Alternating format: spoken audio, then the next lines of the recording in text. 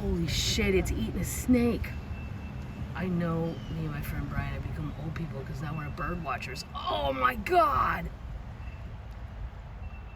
Oh. What kind of snake is it, Dorf? It looks like a water snake. Oh. Because of the body. Is he just going to eat the whole thing at one time? Yeah. You know what, guys? What? He's saying it tastes like chicken. No, he's saying it tastes like rattlesnake. Wow. That's a little nature gone wacko. I didn't even think the snakes were out just yet. Did you think the snakes were out yet? That's the first one I've seen. First one I've seen. That's probably the first breakfast buffet for him. Her. Oh, it's half gone. You got some water. It's real dry. It is. It needs salt. Oh, wow.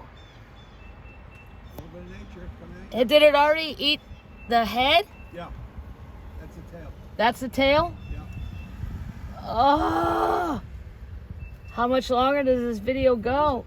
Someone's hanging out the other side of it. Yeah, he's got it.